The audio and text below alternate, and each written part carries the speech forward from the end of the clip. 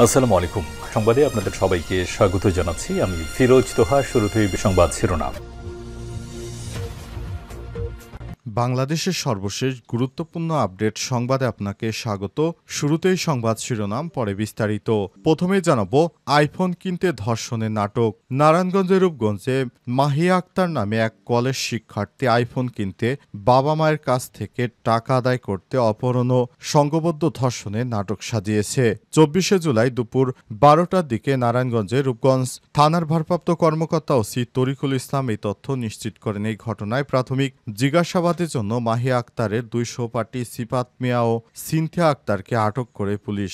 অভিযুক্ত মাহিয়া সরকারি মোরাপাড়া কলেজের একাদশ শ্রেণীর শিক্ষার্থী। ওসি তরিকুল বলেছেন, সরকারি মোরাপাড়া কলেজে একাদশ শ্রেণীর এক শিক্ষার্থীকে অপহরণের পর সংঘবদ্ধ ধর্ষণ করা হয়েছে এমন সংবাদ ছড়িয়ে পড়ে ওই শিক্ষার্থীর পরিবার রূপগঞ্জ থানায় একটি অপহরণের অভিযোগ দেন। পরে শিক্ষার্থীকে উদ্ধারের করে প্রথমে উপজেলা স্বাস্থ্য কমপ্লেক্স ও পরে নারায়ণগঞ্জ চিকিৎসা ও পরীক্ষা নিরীক্ষার জন্য পাঠানো হয়। অভিযোগের পর পুলিশ উন্নত প্রযুক্তি ব্যবহার করে ঘটনাটি তদন্ত করতে থাকে। অবশেষে ওই ধর্ষণের নাটক সাজানোর বিষয়টি পুলিশ জানতে পেরেছে। জানাবো, যুদ্ধের দামামা কম্বোডিয়ায় যুদ্ধবিমান দিয়ে থাইল্যান্ডের ব্যাপক হামলা শুরু। বিরোধপূর্ণ অঞ্চলে উভয় দেশের বাহিনীর মধ্যে পাল্টাপাল্টি গোলাবর্ষণের পর কম্বোডিয়ায় যুদ্ধবিমান দিয়ে বোমা হামলা চালিয়ে যাচ্ছে থাইল্যান্ড। সামাজিক যোগাযোগ মাধ্যম টুইটারে থাইল্যান্ডের সেনাবাহিনী লিখেছে, কম্বোডিয়ান ব্যাটালিয়নে বোমা হামলা চালানোর পর সকল থাই F-16 যুদ্ধবিমান নিরাপদে অক্ষত অবস্থায় দেশে ফিরে এসেছে। বিবিসির লাইভ প্রতিবেদনে এই তথ্য নিশ্চিত করা হয়। এরপর জানাবো, এবার থাইল্যান্ডের পেট্রোল পাম্পে কম্বোডিয়ার রকেট হামলা সংঘাতে নিহত বেড়ে 12। সীমান্ত বিরোধ নিয়ে দীর্ঘদিনের টানাপোড়েনের মধ্যে থাইল্যান্ড প্রথমে কম্বোডিয়ায় বিমান হামলা চালিয়েছে। এরপর কম্বোডিয়া থেকে একের পর এক রকেট দিয়ে থাইল্যান্ডে হামলা চালানো হচ্ছে। অবস্থায় অন্তত 12 জন নিহত হয়েছে। এই ঘটনায় 16 জন আহত হয়েছে বলে জানিয়েছে বিবিসি। এদিকে যে সত্যে জেলেনস্কির সঙ্গে বসবেন পুতিন। রাশিয়ার প্রেসিডেন্ট ভ্লাদিমির পুতিন ও ইউক্রেনের প্রেসিডেন্ট ভলোদিমির জেলেনস্কি সরাসরি বৈঠকের শর্ত জানিয়েছে মস্কো। তুরস্কের ইস্তাম্বুলে রাশিয়া ইউক্রেনের মধ্যে তৃতীয় দফা শান্তি আলোচনা শেষে এই তথ্য জানান রাশিয়ার প্রধান আলোচক ভ্লাদিমির মেদিনস্কি। এদিকে দক্ষিণ ও পশ্চিম গাজায় ইহুদিবাদী ইসরায়েল আরও ব্যাপক হারে অভিযান শুরু করেছে।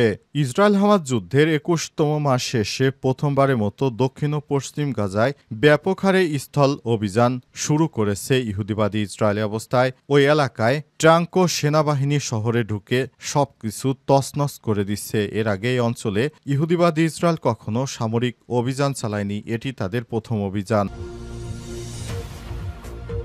আইফোন কিনতে ধর্ষণের নাটক। নারায়ণগঞ্জের রূপগঞ্জে মাহিয়া আক্তার নামে এক কলেজ শিক্ষার্থী আইফোন কিনতে বাবা মায়ের কাছ থেকে টাকা আদায় করতে অপহরণ ও সংঘবদ্ধ ধর্ষণের নাটক সাজিয়েছে। 24শে জুলাই দুপুর 12টার দিকে নারায়ণগঞ্জের রূপগঞ্জ থানার ভারপ্রাপ্ত কর্মকর্তা ওসি তরিকুল ইসলাম এই তথ্য নিশ্চিত করেন। এই ঘটনায় প্রাথমিক জিজ্ঞাসাবাদের জন্য মাহিয়া আক্তারের দুই সহপাঠী সিফাত মিয়া ও সিনথিয়া আক্তারকে আটক করে পুলিশ। অভিযুক্ত মাহিয়া সরকারি মোরাপাড়া কলেজের একাদশ শ্রেণীর শিক্ষার্থী। ওসি তরিকুল বলেছেন, সরকারি মোরাপাড়া কলেজে একাদশ শ্রেণীর এক শিক্ষার্থীকে অপহরণের পর সংঘবদ্ধ ধর্ষণ করা হয়েছে এমন সংবাদ ছড়িয়ে পড়ে ওই শিক্ষার্থীর পরিবার রূপগঞ্জ থানায় একটি অপহরণের অভিযোগ দেন। পরে শিক্ষার্থীকে উদ্ধারের করে প্রথমে উপজেলা স্বাস্থ্য কমপ্লেক্স ও পরে নারায়ণগঞ্জ চিকিৎসা ও পরীক্ষা নিরীক্ষার জন্য পাঠানো হয়। অভিযোগের পর পুলিশ উন্নত প্রযুক্তি ব্যবহার করে ঘটনাটি তদন্ত করতে থাকে। অবশেষে ওই ধর্ষণের নাটক সাজানোর বিষয়টি পুলিশ জানতে পেরেছে। তদন্তে বেরিয়ে আসে, মাহিরা গত বেশ কিছুদিন ধরে একটি আইফোন কেনার চেষ্টা করছিলেন। ফোন কিনতে মাহিরা তার দুই সহপাঠী সিফাত ও সিনথিয়া আক্তারের সঙ্গে মিলে অপহরণের নাটক সাজানোর পরিকল্পনা করেন। পরিকল্পনার ভিত্তিতেই মঙ্গলবার মাহিরা মোরাপাড়া কলেজের উদ্দেশ্যে বাড়ি থেকে বের হন। সিফাত অপহরণকারী সেজে তার মাকে ফোন দিয়ে 1 লক্ষ টাকা মুক্তিপণ দাবি করে মুক্তিপণের টাকা না দিলে মাহিরাকে মাহিয়াকে সংঘবদ্ধ ধর্ষণ করবে বলে হুমকি দেন তারা। গত মঙ্গলবার রাতে মাহিয়ার বান্ধবী সিনথিয়ার বাড়িতে অবস্থান করছেন বলে সিনথিয়া আক্তারের পরিবার নিশ্চিত করে। গত বুধবার মাহিয়া আক্তার তার পরিবারের কাছ থেকে টাকা না পেয়ে বন্ধু সিফাতের মাধ্যমে তুস্কা সিরাপ কিনে এনে অর্ধেক খেয়ে মোড়াপাড়া কলেজের পেছনে পড়ে থাকে। সিফাত মাহিয়ার বাড়িতে ফোন দিয়ে বলে, যেহেতু টাকা দেননি আপনারা মেয়েকে কলেজের পেছনে ফেলে গেলাম। এই ঘটনায় প্রাথমিক জিজ্ঞাসাবাদের জন্য মাহিয়ার সহপাঠী সিফাতকে আটক করা হয়েছে। জিজ্ঞাসাবাদ শেষে পুলিশের উত্তম মাধ্যম খেয়ে মাহিরার বন্ধু সিফাত অবশেষে বিষয়টি স্বীকার করেছে যে ফোন কেনার জন্য এই ধর্ষণের নাটক করেছিল মাহিরা, এবং সর্বশেষ বিষয়টি পুলিশ জানতে পেরেছে। এ নিয়ে ইতিমধ্যে সারা দেশব্যাপী মিডিয়াগুলি সরকারের বিরুদ্ধে নানা সমালোচনা করতে থাকে, যেমনটা প্রতিটি ঘটনার পরই হয়ে থাকে। এই ঘটনার পরও একইভাবে অন্তর্বর্তীকালীন সরকারের প্রধান উপদেষ্টার প্রতি মানুষ বিরক্ত প্রকাশ করে এবং এই ধর্ষণের ঘটনায় সরকারকে দোষারোপ করতে থাকে। কিন্তু অবশেষে পুলিশের চৌকস বাহিনী এসব ষড়যন্ত্রকারীদের বিরুদ্ধে তীব্র ব্যবস্থা নিতে সক্ষম হয়েছেন এবং দোষীদের গ্রেপ্তার করে ইতিমধ্যে পুলিশ আইনের আওতায় আনার জন্য ব্যবস্থা গ্রহণ করছে। এই ধরনের নাটক সাজিয়ে দেশকে অস্থিতিশীল করার সাহস তাদেরকে কে দিয়েছে? এ নিয়ে পুলিশের কর্মকর্তারা ইতিমধ্যেই মাঠে নেমে আরও শক্ত হাতে সব অপরাধীদের দমনের চেষ্টা চালিয়ে যাচ্ছে বলে পুলিশের পক্ষ থেকে নিশ্চিত করা হয়েছে। যুদ্ধের দামামা, কম্বোডিয়ায় যুদ্ধবিমান দিয়ে থাইল্যান্ডের বোমা হামলা শুরু। বিরোধপূর্ণ অঞ্চলের উভয় দেশের সেনাবাহিনীর মধ্যে পাল্টাপাল্টি হামলা চলছে। কম্বোডিয়ায় এবার যুদ্ধবিমান দিয়ে বোমা হামলা চালিয়েছে থাইল্যান্ড। সামাজিক যোগাযোগ মাধ্যম এক্সে থাই সেনাবাহিনী লিখেছে, কম্বোডিয়ান ব্যাটালিয়নে বোমা হামলা চালানোর পর সকল থাই F-16 যুদ্ধবিমান নিরাপদে অক্ষত অবস্থায় দেশে ফিরেছে। আজ বিবিসি লাইভ প্রতিবেদনে এই তথ্য নিশ্চিত করা হয়েছে। খবরে বলা হয়েছে, আজ ভোর থেকে সীমান্তের বিরোধপূর্ণ অংশে দুই দেশের সেনাদের মধ্যে তুমুল গোলাগুলি শুরু হয়েছে। পর্যন্ত 9 জন মারা গেছে। আল জাজিরা জানিয়েছে, কম্বোডিয়ার সামরিক বাহিনী ছোড়া রকেটের আঘাতে 2 থাই বেসামরিক নিহত হয়েছে। এরপরে এই অঞ্চলে ফাইটার জেট মোতায়েন করেছে থাই বাহিনী। থাই সেনাবাহিনীর পক্ষ থেকে বলা হয়েছে, তাদের একটি যুদ্ধবিমান কম্বোডিয়ায় গুলিবর্ষণ করেছে এবং সামরিক লক্ষ্যবস্তু ধ্বংস করেছে। দেশটির বাহিনীর দাবি, কম্বোডিয়ায় স্পেশাল মিলিটারি রিজন কমান্ডস 8 ও 9 ধ্বংস করে দেওয়া হয়েছে। কম্বোডিয়ার জাতীয় নিরাপত্তা মন্ত্রণালয়ের এক বিবৃতিতে অভিযোগ করেছে যে থাইল্যান্ড কম্বোডিয়ার ভূখণ্ডে জোরপূর্বক দখলের প্রচেষ্টায় অতিরিক্ত সংখ্যক সেনা মোতায়েন করেছে, সেই সঙ্গে ভারী অস্ত্র ব্যবহার করছে এবং বিমান হামলা চালাচ্ছে। অবস্থায় থাইল্যান্ডও প্রস্তুতি নিচ্ছে এবং তারা কম্বোডিয়া প্রস্তুতি নিচ্ছে তারা থাইল্যান্ডে হামলা চালাবে।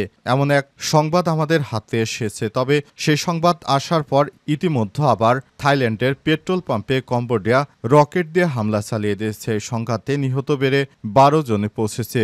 সীমান্ত বিরোধ নিয়ে দীর্ঘদিনের টানাপোড়েনের মধ্যে থাইল্যান্ড ও কম্বোডিয়ার মধ্যে সশস্ত্র সংঘর্ষ শুরু হয়েছে। আজ পূর্বাঞ্চলীয় সীমান্তবর্তী বিরোধপূর্ণ এলাকা তা মনথম মন্দির সংলগ্ন অঞ্চলে উভয়ের মধ্যে তীব্র গোলাগুলি শুরু হয়। এবার থাইল্যান্ডের পেট্রোল পাম্পে কম্বোডিয়ার রকেট হামলা, সংঘাতে নিহত বেড়ে 12। সীমান্ত বিরোধ নিয়ে দীর্ঘদিনের টানাপোড়েনের মধ্যে থাইল্যান্ড ও কম্বোডিয়ার মধ্যে সশস্ত্র সংঘর্ষ শুরু হয়েছে। আজ পূর্বাঞ্চলীয় সীমান্তবর্তী বিরোধপূর্ণ এলাকা তা মনথম মন্দির সংলগ্ন অঞ্চলে উভয় পক্ষের মধ্যে তীব্র গোলাগুলি শুরু হয়। পরে থাইল্যান্ডের ব্যস্ততম একটি পেট্রোল পাম্পে কম্বোডিয়ান রকেট আঘাত হেনেছে। সেনাবাহিনীর মুখপাত্র এক বিবৃতিতে বলেছেন, সিসাকেট প্রদেশের একটি পেট্রোল পাম্পে রকেটটি আঘাত হেনেছে। থাই কর্তৃপক্ষের মতে সংঘাতে এখন পর্যন্ত এক সেনাসহ 12 জন নিহত হয়েছে এবং কমপক্ষে 14 জন আহত হয়েছে। এই ঘটনার পর থাইল্যান্ডের শিক্ষা মন্ত্রণালয় সীমান্তবর্তী এলাকার স্কুলগুলো বন্ধ রাখার নির্দেশ দিয়েছেন। এছাড়াও কম্বোডিয়ার সাথে থাকা নিজেদের সব সীমান্ত বন্ধ করে দেওয়ার ঘোষণা দিয়েছে থাইল্যান্ড। এদিকে জাতিসংঘের নিরাপত্তা পরিষদ সংঘর্ষ বন্ধে জরুরি বৈঠকের আহ্বানের অনুরোধ জানিয়েছে। কম্বোডিয়া। দেশটির প্রধানমন্ত্রী হুন মানেট বৃহস্পতিবার পরিষদের সভাপতি আসিম ইফতিখার আহমেদকে দেয়া চিঠিতে লিখেছেন, থাইল্যান্ডের সাম্প্রদায়িক আগ্রাসন এই অঞ্চলে শান্তি ও স্থিতিশীলতার জন্য মারাত্মক হুমকি স্বরূপ। আমি আপনাকে থাইল্যান্ডের আগ্রাসন বন্ধ করার জন্য নিরাপত্তা পরিষদের একটি জরুরি বৈঠকের আহ্বান করার জন্য আন্তরিকভাবে অনুরোধ করছি। যদি এই বৈঠকটি অনুষ্ঠিত হয় তাহলে ধারণা করা হচ্ছে খুব দ্রুত সময়ের মধ্যে হয়তো যুদ্ধটি বন্ধ হলেও হয়ে যেতে পারে। যে সত্ত্বে জেলেনস্কির সঙ্গে বসবেন পুতিন। রাশিয়ার প্রেসিডেন্ট ভ্লাদিমির পুতিন ইউক্রেনের প্রেসিডেন্ট জেলেনস্কির সঙ্গে আবার একসঙ্গে বসে দুই দেশ যুদ্ধবিরতির জন্য কাজ করবেন বলে জানা গেছে। এ অবস্থায় বিবিসির এক প্রতিবেদন থেকে বিষয়টি নিশ্চিত করা হয়েছে। আজ জানা গেছে রাশিয়ার প্রেসিডেন্ট ভ্লাদিমির পুতিন ইউক্রেনের প্রেসিডেন্ট ভলোদিমির জেলেনস্কির সঙ্গে একটি বৈঠক করবেন এবং এই বৈঠকটি যদি সফল হয় তাহলে রাশিয়া ইউক্রেন যুদ্ধ শেষ হতে পারে। তবে জানা গেছে পুতিন ইউক্রেনের যেসব অঞ্চল দখল করে নিয়েছে সেগুলো তারা ছাড়বে না। তবে ইউক্রেনও চাচ্ছে সেসব অঞ্চলগুলো রাশিয়ার কাছ থেকে রক্ষা করতে। দুই দেশের মধ্যে এ নিয়ে কথা কাটাকাটির এক পর্যায়ে যদি তাদের মধ্যে নতুন করে এটি নিয়ে সমঝোতা স্মারক কোনো স্বাক্ষর হয় তাহলে দুই দেশ নতুন করে হয়তো আবার শান্তিপূর্ণর পথে ফেরত যেতে পারে, এমন একটি আশঙ্কার কথা বলা হয়েছে। বিশেষ করে রাশিয়ার সেনাবাহিনী এখনও ইউক্রেনে হামলা চালিয়ে ইউক্রেনের বিভিন্ন অঞ্চল ইতিমধ্যেই দখল করে নিয়ে গেছে। সেগুলো আন্তর্জাতিকভাবে রাশিয়া নিজেদের বলে স্বীকৃতি চায়। এ বিষয়ে ক্রেমলিনের মুখপাত্র দিমিত্রি পেসকভ বলেছেন, চুক্তির বিষয়গুলো চূড়ান্ত না হওয়া পর্যন্ত পুতিন ও জেলেনস্কি বৈঠক সম্ভব নয়। যদিও রুশ প্রেসিডেন্ট ভ্লাদিমির পুতিন সম্প্রতি জেলেনস্কির বৈধতা নিয়ে প্রশ্ন তুলেছেন। তিনি গত মাসে বলেছেন, আলোচনা চূড়ান্ত পর্যায়ে পৌঁছালে তিনি জেলেনস্কির সঙ্গে বৈঠকে রাজি আছেন।